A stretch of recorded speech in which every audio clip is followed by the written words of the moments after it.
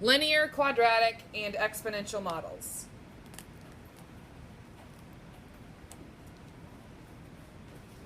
All right, so let's start with linear. What does linear mean? Sam? Yeah, the graph makes a straight line. So the graph makes a straight line. Saying straight line, I understand, is redundant because if it's a line, it's obviously straight, but that's the way we think of it. And if we're going to identify it, if it's not a graph, it's a list of ordered pairs or it's a relation, we're looking for the change in x is constant.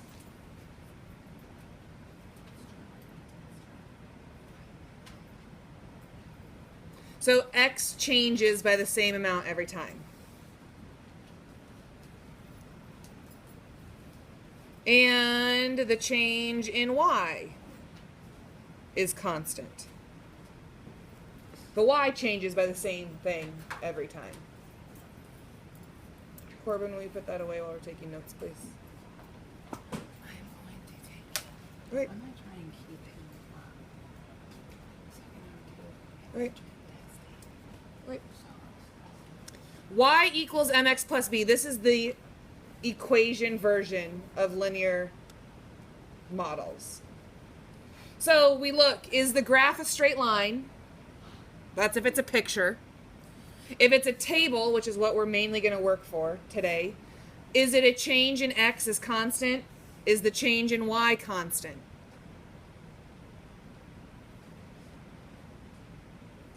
And we're looking y equals mx plus b, if it's equation form. Then we go to quadratic.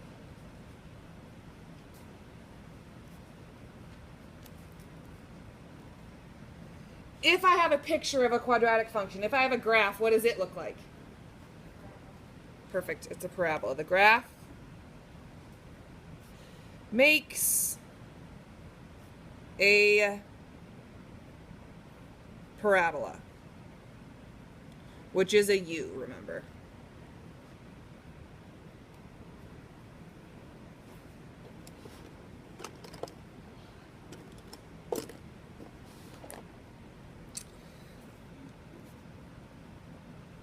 The change in x is constant. It's going to increase by 2 every time, or it's going to increase by 1 every time. But what do you know about the change in y? What do we learn about quadratics?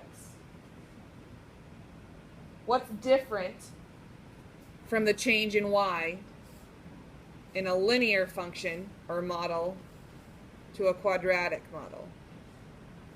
Corbin? The y reflects over the axis of symmetry, you're right. But if I have a table, I can't see that.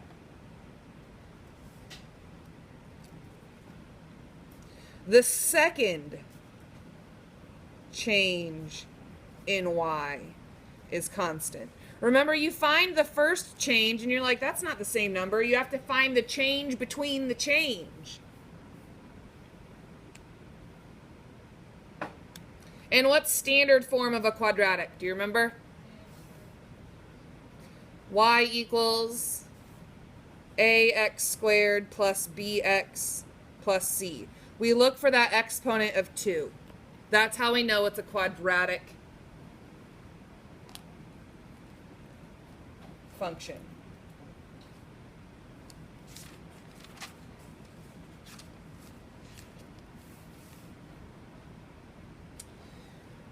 And last but not least is exponential, which is what we've just been working at. And what do its graphs, what does the picture look like? Yeah, it's like an L, it's a curve, or a J.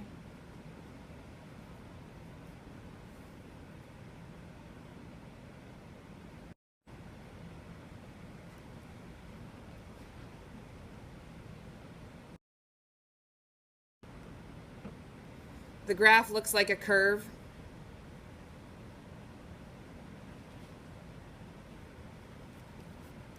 Again, its change in x is constant.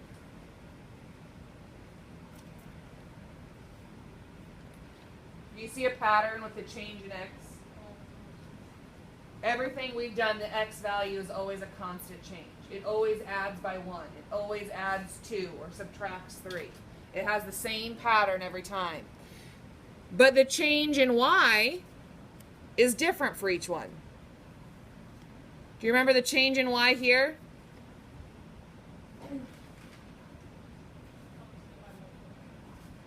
The change in y is constant by multiplication or division.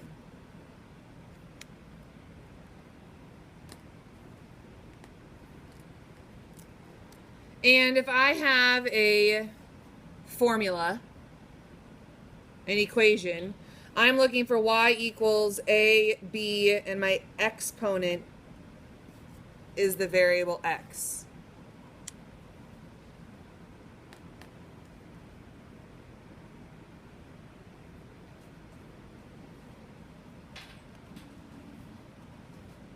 So what we're going to do today is we are going to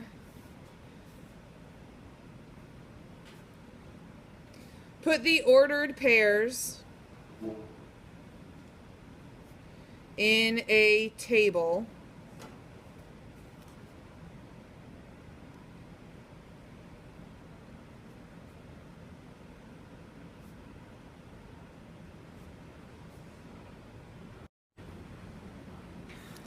We're going to put the ordered pairs in a table with the x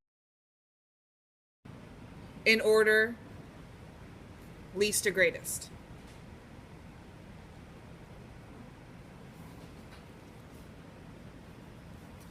And then find the change in y.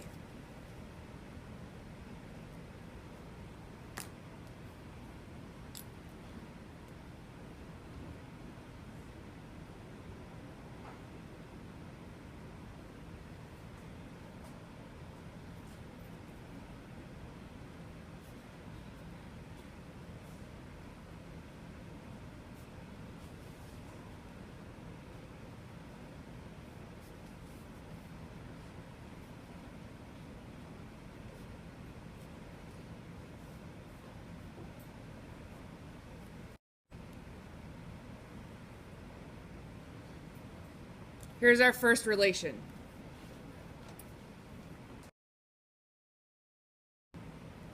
-1, 4. Oh my goodness. -2, comma, 0.8.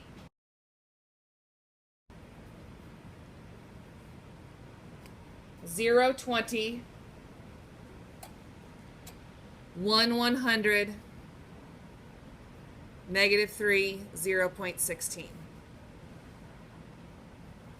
And then skip 2 lines and we'll make our table down here. So leave these 2 lines blank. They're for our next examples. All right, which one's going to go first? Angelina? Yep, this one. Last one listed. -3, 0.16.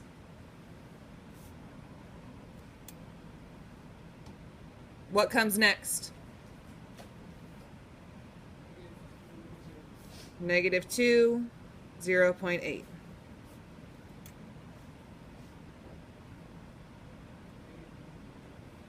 -1, 4.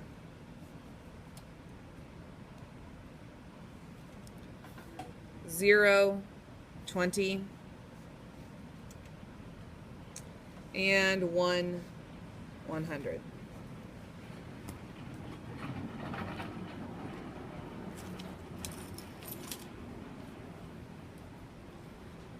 Okay, so I put it in order. That was my first step. Now I'm going to find my change in y. I don't like working with decimals. Really, who does, right? So let's work down here. So from 4 to 20, I can add 16. And from 20 to 100, I don't add 16. So let's check multiply next. So 4 to 20, I multiply by 5. 20 to 100, I multiply by 5. Now I'm going to need a calculator to check this other stuff, because I don't know what 16 hundredths times 5 is. I want to double check, because what if they try to trick me? And it's none of them. All right, so that worked. 0.8 times 5 is 4. So this does work every single time. Again, I repeat, check every single time, because they're going to try to trick you sometimes, and your answer is going to be none of them. So this function, this relation, this model represents what kind of function? Exponential.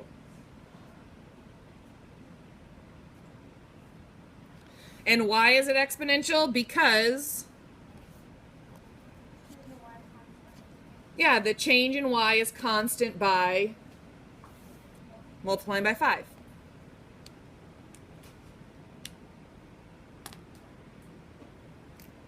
Let's try another relation. 0, 3, 1, 9, 2, 11, 3, 9,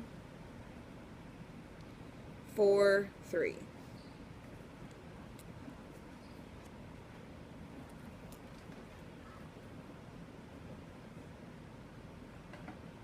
So again, I'm going to take these numbers and I'm going to put them in a table. Which one goes first? 0, 3. The next one is 1, 9. This one happens to be in order already. 2, 11. 3, 9. And 4, 3.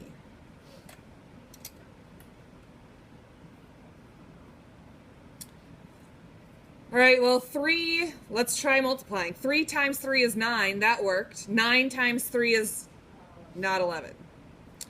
All right, so 3 plus 6 is 9. 9 plus 2 is 11. 11 minus 2 is 9. And 9 minus 6 is 3. So it's not linear. It's not exponential. Let's see if it's quadratic. From 6 to 2, what happens? Minus 4. From 2 to negative 2, what happens? Minus 4. And from negative 2 to negative 6, what happens? Minus 4. So this relation, this table, is what? Quadratic.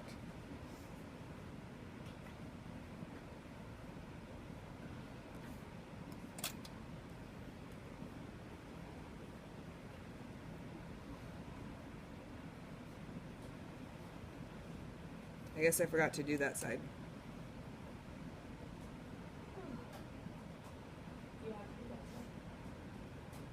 Well, and that's a good question. So if I didn't do that side, let's say I got a table, and over here I had a change of 6, a change of 6, a change of 12, a change of 6. And on this side I had a change of 1, a change of 1, a change of 2, and a change of 1.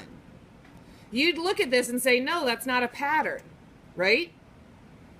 I mean, that doesn't, it changes, right? But then you'd look 6 to 1, 6 to 1, 12 to 2, and 6 to 1. I say it is the same. And why? If this is different, this row is different, why is it still the same? Yeah, 6 to 1 is the same thing as 12 to 2.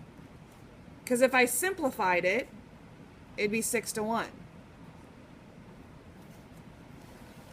So yeah, I mean, this number over here does matter. You want your ratio to be the same.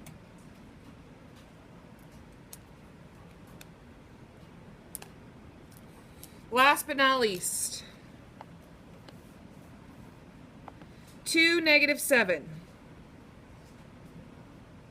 -2, -9. 0, 8. 4, -6. And 6, -5. Which one goes first? -2, -9. Next, 0, 8. Next, 2, -7. Oh, that should be -8 right there, I think. Yeah, -8. 4, -6. And 6, -5. So does this side change? -2 to 0 is 2, right? 0 to 2 is 2. 2 to 4 is 2. 4 to 6 is 2. So I'm good there. -9 to -8 is +1. -8 to -7, +1. -7 to -6, -6 to -5. So what is this guy? Linear.